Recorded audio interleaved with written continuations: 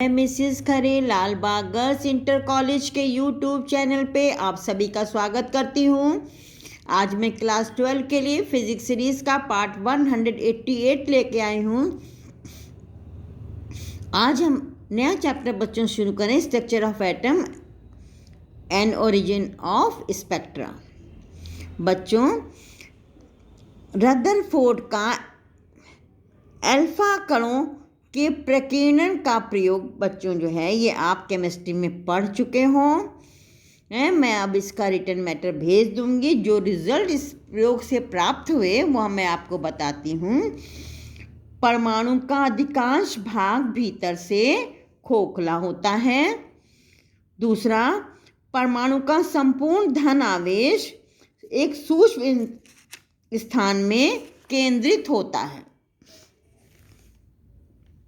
धन आवेश परमाणु के भीतर अत्यंत सूक्ष्म स्थान में संकेंद्रित रहता है। इस स्थान को नाभिक कहते हैं।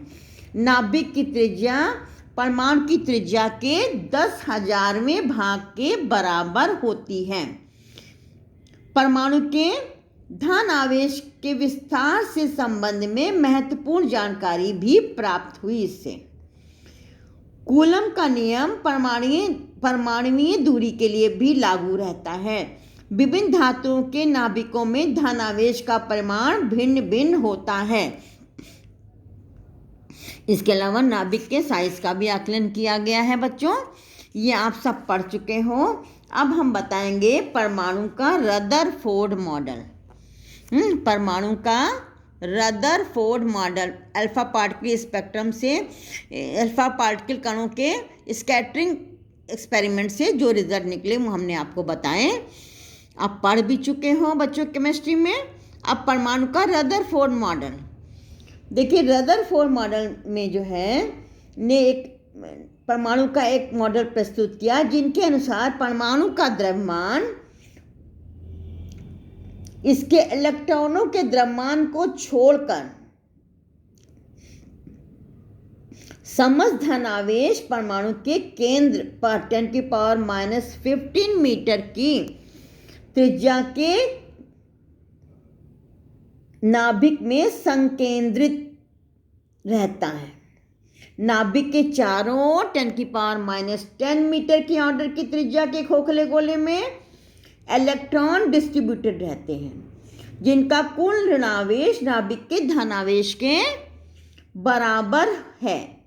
रदरफोर्ड ने यह परिकल्पना की कि ये इलेक्ट्रॉन स्थिर नहीं है बल्कि नाभिक के चारों ओर विभिन्न कक्षाओं में घूमते रहते हैं। इसके लिए आवश्यक अभिकेंद्र बल इलेक्ट्रॉन तथा नाभिक के बीच इलेक्ट्रोस्टैटिक अट्रैक्टिव फोर्स से प्राप्त होता है। लेकिन रदरफोर्ड मॉडल में दो कमियां पाई गई हैं। वो कमियां क्या है? पहला है नाभिक के स्थायित्व के संबंध में। नाभिक के चारों ओर घूमते इलेक्ट्रॉन में अभिकेंद्र त्वरण होता है। इलेक्ट्रोडायनेमिक्स के अनुसार त्वरित आवेशित कण ऊर्जा उत्सर्जित करता है। अतः नाभिक के चारों ओर विभिन्न कक्षाओं में घूमते इलेक्ट्रॉनों से विद्युत चुंबकीय तरंगें लगातार उत्सर्जित होनी चाहिए। इस प्रकार इलेक्ट्रॉनों की ऊर्जा का ह्रास होने से वृत्तीय पथ की त्रिज्या लगातार कम होती जानी चाहिए और अंत में नाभिक में गिर जाने चाहिए। इस प्रकार परमाणु स्थायी नहीं रह सकता। दूसरा, रेखीय स्पेक्ट्रम की व्याख्या के संबंध में रदरफोर्ड मॉडल में इलेक्ट्रॉनों के वृत्तीय पथ की त्रिज्या के लगातार बदलते रहने से उनके घूमने की आवृत्ति बदलती रहेगी। इसके फलस्वरूप इलेक्ट्रॉन सभी आवृत्तियों की इलेक्ट्रोमैग्नेटिक वेव उत्सर्जित करेंगे, अर्थात इन तरंगों का स्पेक्ट्रम कंटिन्यूअस होगा। परंतु वास्तव में परमाणु के स्पेक्ट्रम कंटिन्यूअस न होकर के रेखीय होते हैं। अतः उसमें बहुत सी बारीक रेखाएं होती हैं। प्रत्येक स्पेक्ट्रल रेखा की एक निश्चित आवृत्ति होती है। अतः परमाणु से केवल कुछ निश्चित आवृत्तियों की तरंगें ही उत्सर्जित होनी चाहिए, सभी आवृत्तियों की नहीं। इस प्रकार रदरफोर्ड मॉडल रेखीय स्पेक्ट्रमों की व्याख्या करने में सक्षम नहीं रहा। इन कमियों को नील बोर ने क्वांटम सिद्धांत के आधार पर दूर किया। अब देखिए बोर का परमाणु मॉडल है। नील बोर ने रदरफोर्ड के परमाणु मॉडल में मैक्स प्लैंक के क्वांटम थ्योरी को लगाकर रदरफोर्ड मॉडल की कमियों को दूर कर दिया। इलेक्ट्रॉन, अब उनके अनुसार, इस बोर के अनुसार इलेक्ट्रॉन केवल उन्हीं कक्षाओं में घूम सकते हैं जिनमें उनका कोणीय संवेग h/2 पाई का पूर्ण गुणज हो, जहाँ h जो है प्लैंक्स कांस्टेंट है।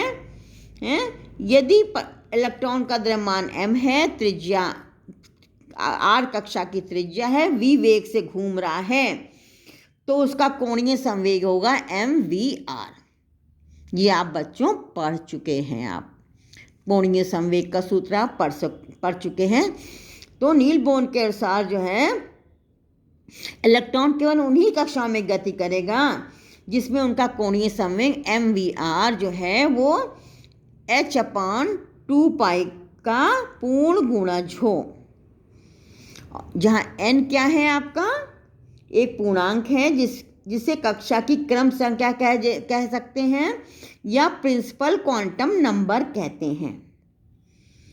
ठीक है, इस समीकरण को बोर का क्वांटीकरण प्रतिबंध कहते हैं, बोर्स क्वांटाइजेशन कंडीशन। इस प्रकार परमाणु के बोर मॉडल में इलेक्ट्रॉन केवल कुछ निश्चित त्रिज्याओं वाली कक्षा में ही घूम सकते हैं, सभी में नहीं। इन कक्षाओं को स्थिर कक्षाएं या ऑर्बिट्स कहते हैं, स्टेशनरी ऑर्बिट्स कहते हैं। इसके बाद सभी कक्षाओं में घूमते समय इलेक्ट्रॉन ऊर्जा का उत्सर्जन, स्थायी कक्षाओं में घूमते समय इलेक्ट्रॉन ऊर्जा का उत्सर्जन नहीं करते हैं, यद्यपि इनमें अभिकेंद्र त्वरण होता है। परमाणु का स्थायित्व बना रहता है। जब स्टेशनरी ऑर्बिट में चक्कर लगाते हैं तो ऊर्जा को उत्सर्जन नहीं करते। जब परमाणु को किसी कारणवश बाहर से ऊर्जा मिलती है तो उसका कोई इलेक्ट्रॉन अपनी निश्चित कक्षा को छोड़कर ऊंची कक्षा में चला जाता है। परमाणु की अवस्था क्या कहलाती है? उत्तेजित या एक्साइटेड स्टेट कहलाती है। इलेक्ट्रॉन ऊंची कक्षा में केवल 10⁻⁸ सेकेंड के लिए ठहर सकता है, तुरंत नीचे की कक्षा में वापस आता है। लौटते समय ये विद्युत चुंबकीय तरंगों के रूप में ऊर्जा उत्सर्जित करता है।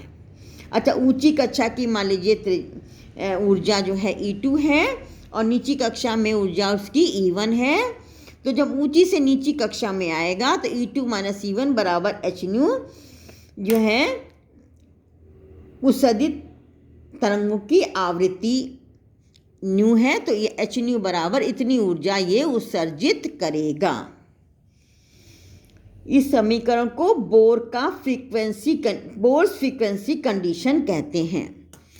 न्यू बराबर E2 - E1 upon h, new बराबर E2 - E1 अपॉन h।